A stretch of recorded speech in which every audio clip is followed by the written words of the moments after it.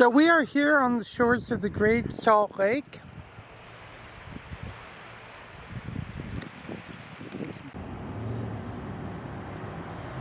So here we are at the state capitol building, looking at it from a distance because that's about all we can do today. Welcome to Golden Spike National Historical Park. So where the steam locomotives are the last spike site is in between the two locomotives. So can you imagine building a railroad line by hand with high-tech equipment like that cart? Nope. Hi, I'm Matthew. Hi, I'm Susan. Together we love to travel. The saying goes, when life gives you lemons, make lemonade. Well, 2020 dealt us the biggest lemon of all. Except being sourpuss about it, we made the best lemonade ever. An epic road trip!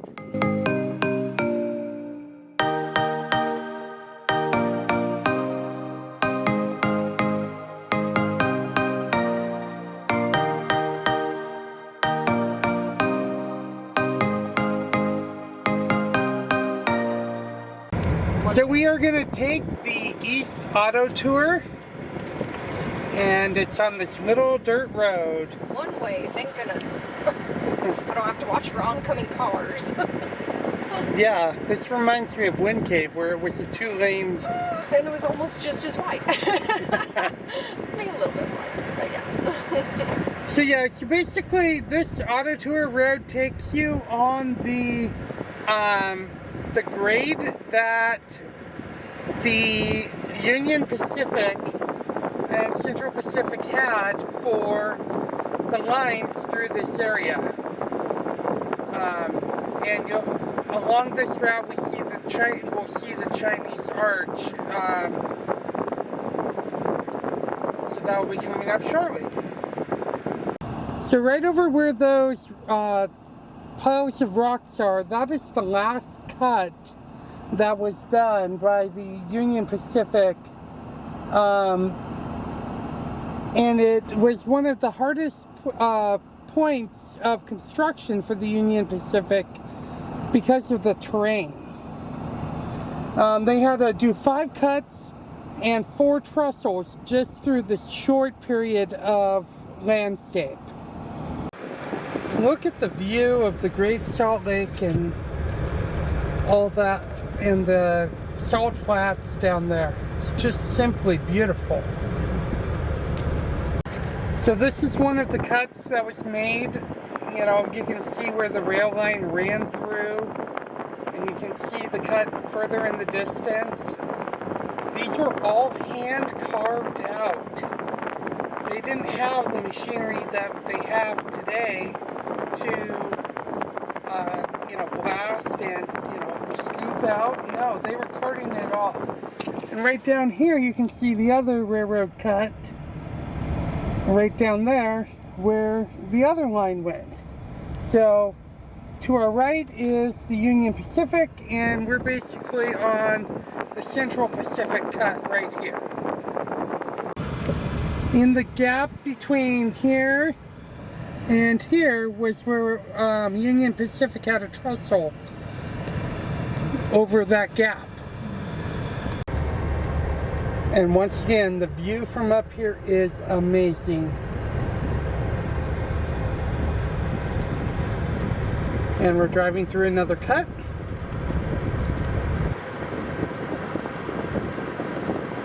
So right here is the Chinese Arch. More than likely, Chinese Arch was named in recognition of the presence and contribution by the Chinese who worked on the Transcontinental Railroad.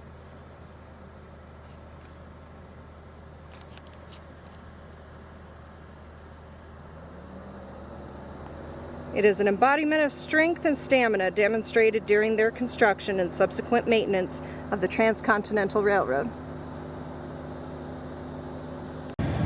Right over there on the hillside, you can actually see the 2 grades as they go around, and they all led to the Central Pacific having a big fill and the Union Pacific having a big trestle.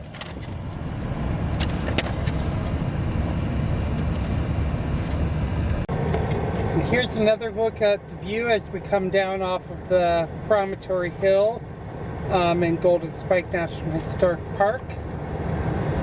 Simply breathtaking, actually.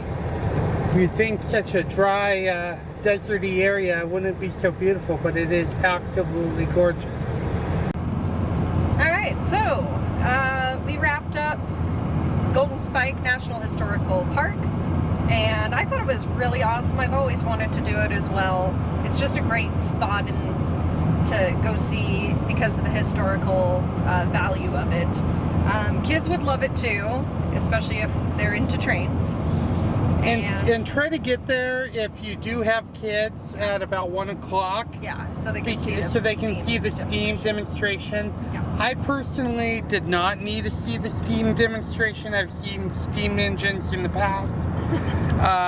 I thought it was just cool to have the engines there that you could look at to get pictures of, and to just understand the importance of the Transcontinental Railroad and that spot bringing the nation together to allow rail commerce to travel from coast to coast. And a good little tip is, since the steam demonstration was round 1, you can do what the kids were doing today with their parents, having a picnic in the shaded picnic area around noon. And so then you get lunch out of the way, then you get the steam demonstration, and then you're good to go. Yep. So we are on our way to get lunch. We're going to get lunch in Logan, Utah. Speaking of lunch. on the way out of the greater Salt Lake City area. And then we are on our way to Jackson, Wyoming, where we will be spending the night tonight. But yeah, we're looking forward to it, and we'll show you some scenery and views along the way, because it is absolutely gorgeous today. It is very bright because of the white of the salt and the roadways and stuff like that. That's why I'm squinting. But definitely check out Golden Spike National Historic Park if you are in the area. So we've made it back to the interstate where we hopped on I-84, went 1 mile, and then we're hopping on I-15 north.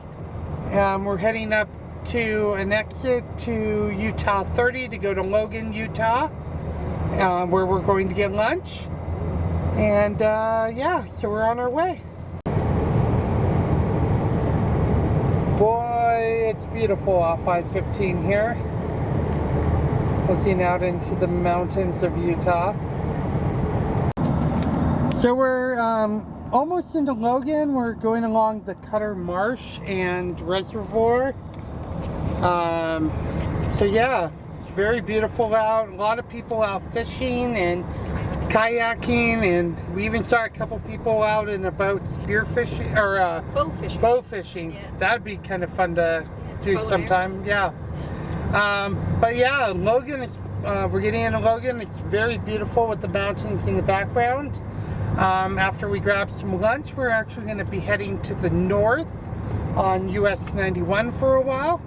So we've arrived here in Logan and are getting lunch, and luckily I found out that there is a Chick-fil-A here in Logan. Chick-fil-A! And we take full advantage when we can get Chick-fil-A for lunch, especially.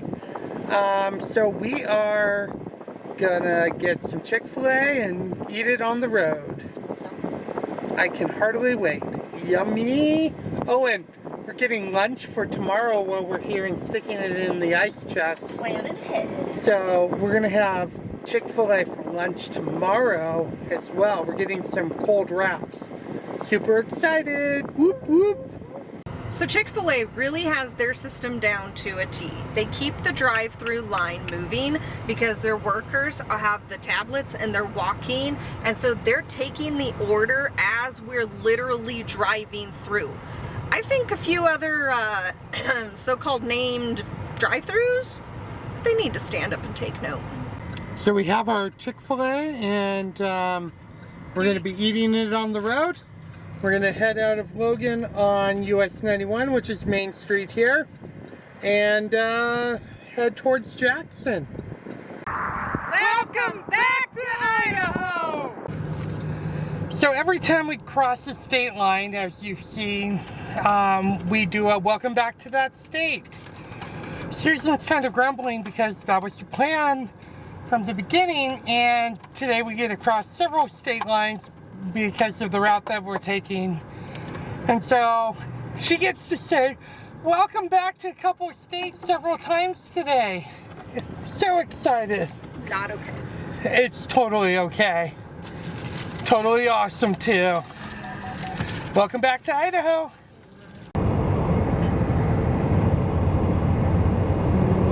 So we are on Idaho 36, headed east/north.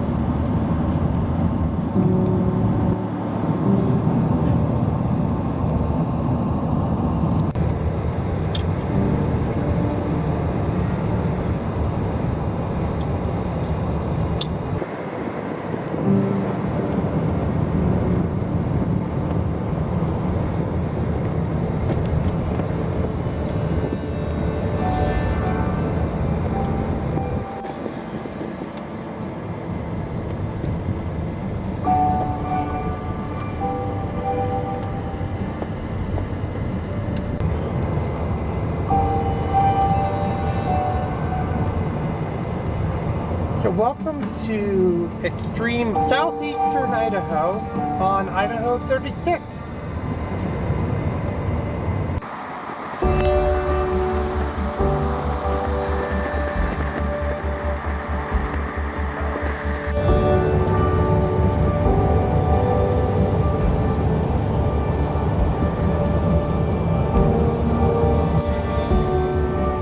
So Montpelier, Idaho here is home of the bears, and if you noticed on the bear as we went past it, somebody had climbed up on it and put a mask on it.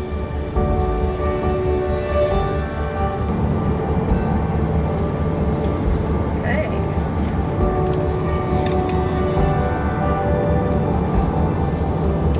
We are now on US 30 East. Continuing on the road here.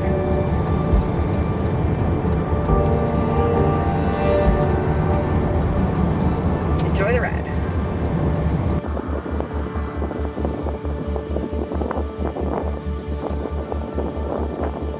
In 1848, Pegleg Smith established a trading post on the Oregon Trail at Big Timber somewhere near here on the river.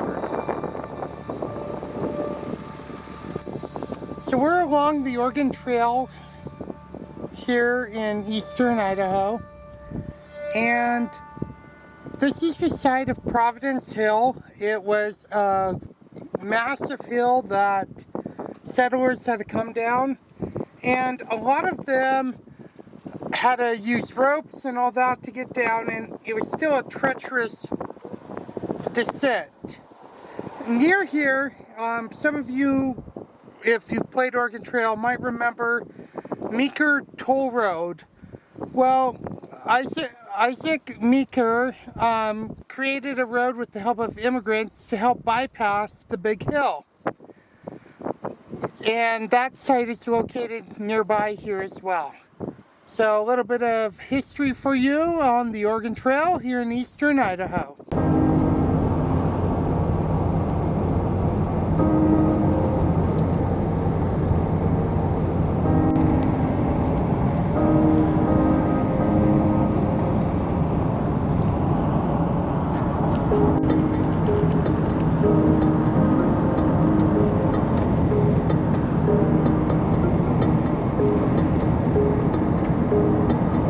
beautiful valley.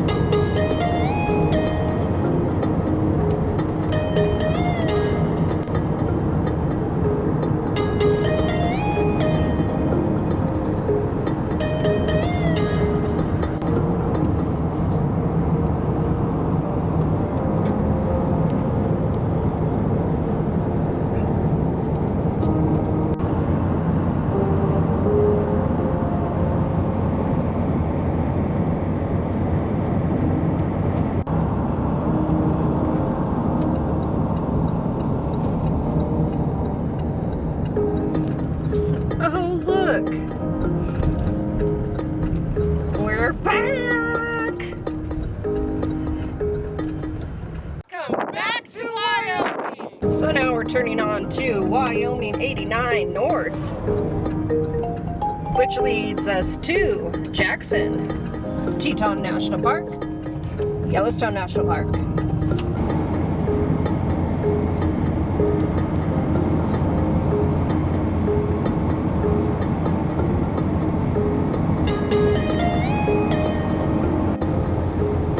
Well, compared to other days that we've had, this is a one lone cloud kind of day.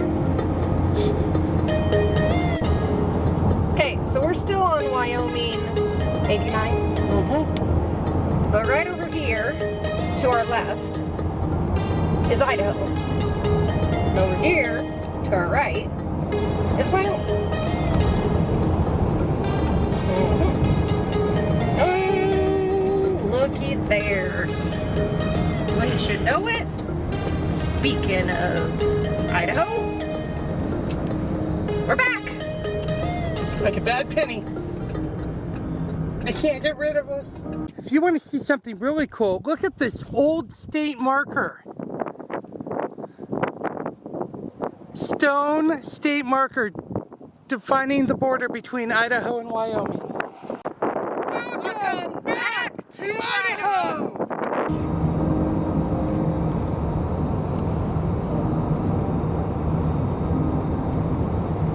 Can you believe this? We crossed the state line again. Welcome back to Wyoming.